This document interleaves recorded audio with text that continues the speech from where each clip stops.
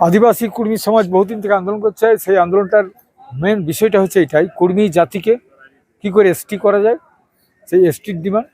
আর কুড়মালি ভাষাকে ভারতবর্ষের সংবিধানের 8ম তফসিলভুক্ত, কি করে কুড়মালি ভাষার আমরা স্বীকৃতি পাবো সাংবিধানিক অধিকার। আরেকটা হচ্ছে সারনা ধর্মের কোড, সারনা ধর্মের কোড। এবং চতুর্থ হচ্ছে আর কুর্মী সমাজের ভেতরে বাইরে যে কুসংস্কার এবং কুপ্রথা সেগুলো হাঁটাবো, এইটা মেন বিষয়। তো আমরা এতদিন আন্দোলন করছি। আপনারা জানেন যে রেল অবরোধ একটা বিশাল তোলপাড় হয়ে গেছিল ভারতবর্ষে। সেই 5 দিনের রেল টেকার পরেও সরকার আমাদেরকে ডাকিয়ে আমাদের সাথে বৈঠক করে কথা দেয়। সেই কথা থেকে কিন্তু তাদের বিচ্যুতি ঘটে, সরকার আমাদের কথা দিয়ে কথা রাখতে পারে না। পরবর্তীকালে আমরা আবার বন্ধের কল করেছিলাম, যেটাকে বিভিন্ন অজুহাত দেখায়, বিভিন্নভাবে আমাদের লোককে গ্রেপ্তার, অত্যাচার বিভিন্নভাবে করে ওটাকে বন্ধ করা হয়। তাহলে কি আন্দোলনে আপনাদের দমনপীড়ন চালাচ্ছে সরকার? আন্দোলনে আমাদের যে দমনপীড়ন, সেই দমনপীড়নেও আমাদেরকে এখানে যে হয়েছে তার জন্য আমাদের অত্যাচার, দমনপীড়ন এবং আমাদের এতদিনের দাবিকে দিব বলে, দিচ্ছি বলে, করব বলে একটু টালবাহানা বা কমিটি জাস্টিফিকেশন কেন পাঠাবো, সেই নিয়ে আমাদের এইখানে আগামী দিনে কি করব, এরপরে কি করা যায়, তার জন্যে আদিবাসী কর্মী সমাজ সমস্ত সংগঠনগুলোকে নিয়ে ঐক্যবদ্ধ একটা সংগ্রামের একটা আমরা যৌথ কমিটি করতে চাই, সেটাও চাইছি। এবং আগামী দিনে কি করব তার এখানে এই 2 দিনের যে চিন্তন মন্থন, পুরো ডেলিগেশনের সাথে আলোচনা করে সবাই বক্তব্য রাখবে। সমস্ত রাজনৈতিক দলগুলোকেও আমরা কর্মী নেতৃত্বকে জানাইছি। এবং এইখানে পুরুলিয়া জেলা নয়, আমাদের এখানে বিভিন্ন মূলবাসী সংগঠন যারা আমাদের কথা ভাবে, সেরকম সংগঠনগুলো একজন বাউরি আছে, বাগতি আছে, রাজুয়ার আছে, ধবা আছে, কুম্ভকার আছে, গোপ আছে, এরাকেও আমরা রেখেছি। লোকসভা নির্বাচনের আগে আপনারা কোন পথে হাঁটবেন?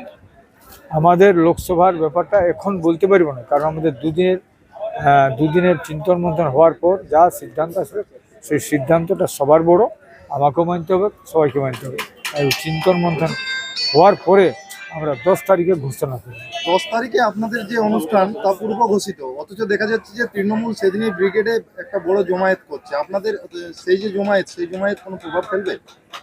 আমাদের প্রভাব তো কোনো ফেলতে পারবে নাই, কারণ এখান থেকে তো লোক যাবে না, কেউ যাবে না কর্মীরা।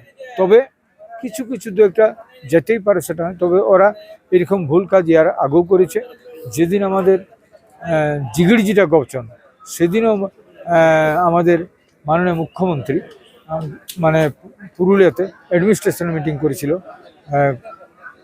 আমাদের জিগিরজিটা গবচনের সময়। আবার আমরা আরও দেখেছি রেল টেকার সময় মানুষ ভূমি আসছে। আর এইবারে একদিকে মমতা ব্যানার্জি, অভিষেক বন্দ্যোপাধ্যায়, আবার একদিকে প্রধানমন্ত্রী। তাহলে কি মনে করছেন যে সবাই আমাদের আপনাদের দাবি পূরণে সরকার কোন ভূমিকা গ্রহণ করছে? এই জন্য কেন্দ্রীয় সরকার, রাজ্য সরকার, তাহলে আজকের দিনটা এত পূর্ব ঘোষিত, সেই দিনে ওরা মানে মিটিং করছে, একদিকে মোদি, একদিকে দিদি।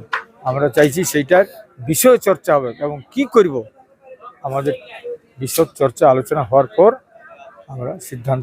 মুখ্যমন্ত্রী তো আপনাদের কয়েকদিন আগে আপনাদের পাশে দাঁড়ানোর আর বার্তা দিচ্ছে, কিন্তু মুখ্যমন্ত্রী বা রাজ্য সরকারের ভূমিকা নিয়ে আপনি কি বলবেন? রাজ্য সরকারের দেখুন, একটা কথা হচ্ছে, বাচ্চা ছেলেও বুঝবে যে ঠিক নির্বাচন আসছে, তখন দিদি ডাকে পাঠাবে।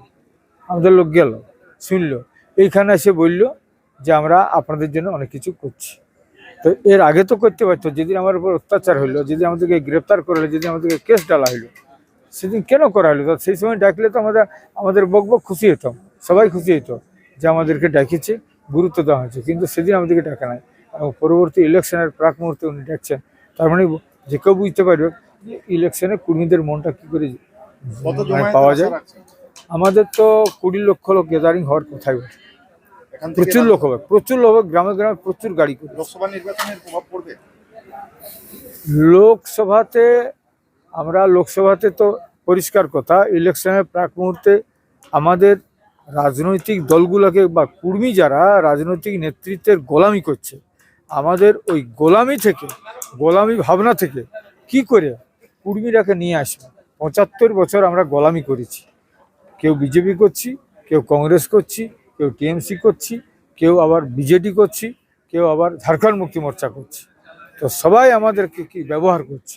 তো আমি সেটাই চাইছি যে আমরা আদিবাসী কর্মী সমাজ এই ৭৫ বছর শুধু আমরাকে ওরা গোলামি করে রেখেছে, সেই গোলামির রাস্তা ছিঁড়াই কি করে আমরা একক আদিবাসী কর্মী সমাজের এই দাবির প্রতি সহানুভূতিশীল হয়ে এই দাবিকে কী করে আমরা তুলতে পারবো, তার জন্য সবাইকে বলেছি যে আমাদের আদিবাসী কর্মী সমাজে আমাদের একক সংগঠন যেখানে কর্মীর ভাবনাটা উঠবে। আপনারা কি প্রার্থী দেবেন লোকসভা নির্বাচনে? এখন এই ব্যাপারে আমি বলতে পারছি না।